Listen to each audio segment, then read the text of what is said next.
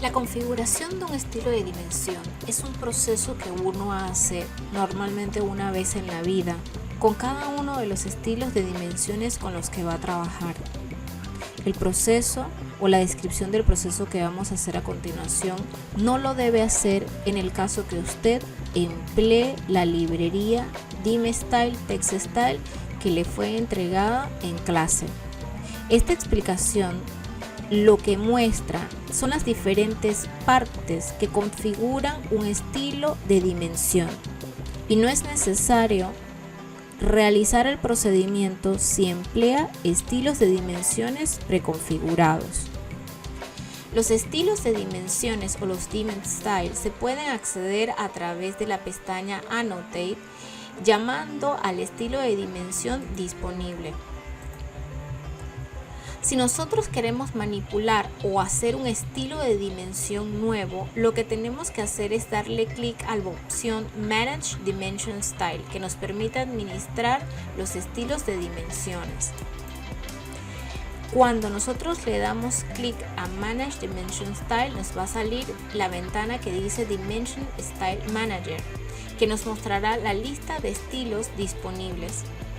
Cuando el archivo es nuevo, es decir, cuando el archivo nunca ha sufrido ningún tipo de modificación, solamente tendrán el archivo estándar. Cuando el archivo ha sufrido modificaciones, posiblemente vaya a tener muchos más estilos de texto. Cuando uno quiere hacer un nuevo estilo de texto o modificar un nuevo estilo de texto, uno emplea los botones o los controles que se encuentran a su derecha, que permiten activar ese estilo de texto o estilo de dimensión, generar un estilo de dimensión nuevo, modificar un estilo de dimensión, actualizar un estilo de dimensión y comparar dos estilos de dimensiones.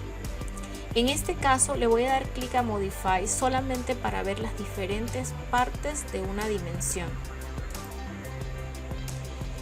Cuando nosotros pensamos en un estilo de dimensión tenemos que pensar en el todo, en lo que permite que uno vea una dimensión correctamente.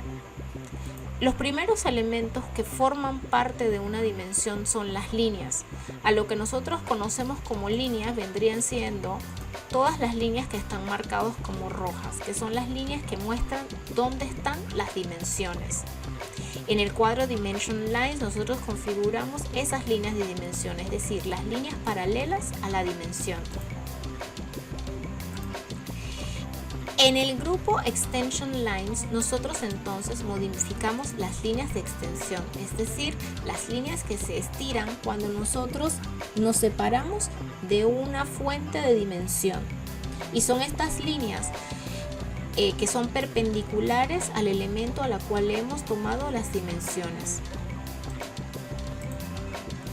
La próxima pestaña es Symbols and Arrows, que nos permite configurar la forma como vemos los símbolos y las flechas.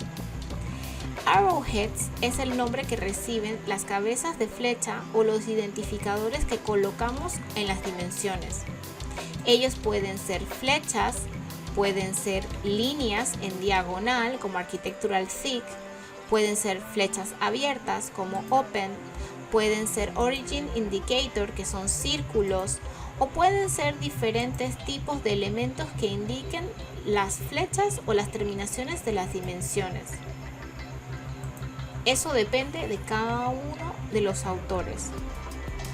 Luego el tamaño de la cabeza de flecha, y algo que es muy importante es que la cabeza de flecha nunca debe ser más grande que las dimensiones, siempre deben ser más pequeñas que las dimensiones.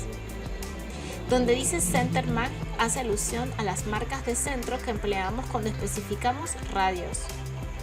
Dimension Break hace alusión al espacio o la dimensión que va a haber entre una flecha y una línea horizontal cuando la flecha no está recta. arc length symbol son los símbolos que utilizamos cuando mostramos la distancia de un arco.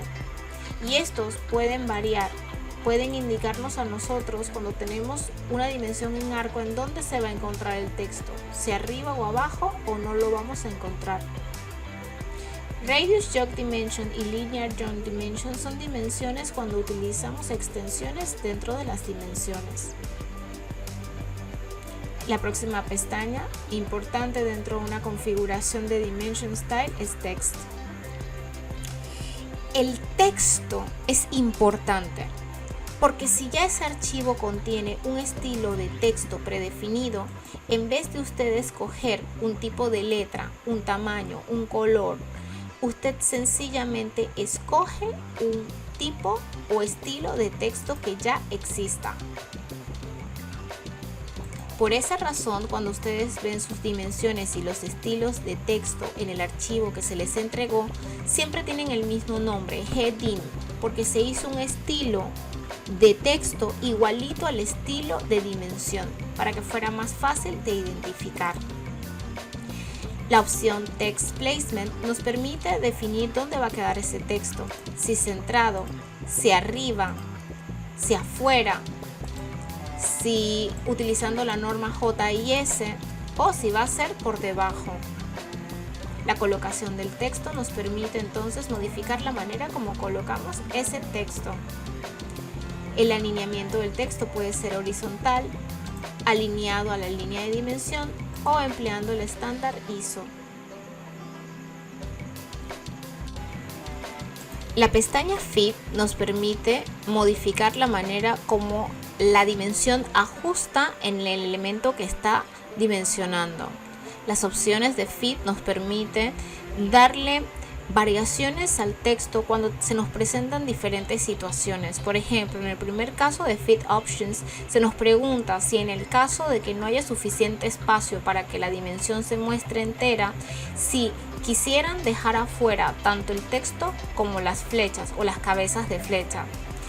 Esta es la opción que tenemos por defecto en los estilos de dimensiones porque hace un mejor ajuste en el elemento, pero nosotros podemos escoger que sean las flechas, que sea el texto, que sea tanto texto como flechas, o siempre mantener el texto o la dimensión dentro de las líneas de extensión.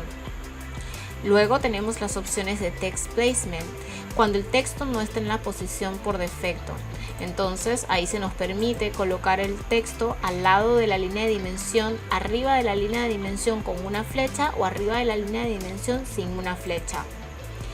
La escala para opciones, para dimensiones, se muestra o se indica en la opción Scale for Dimension Features, que nos permite indicar en qué escala queremos que se muestren las dimensiones.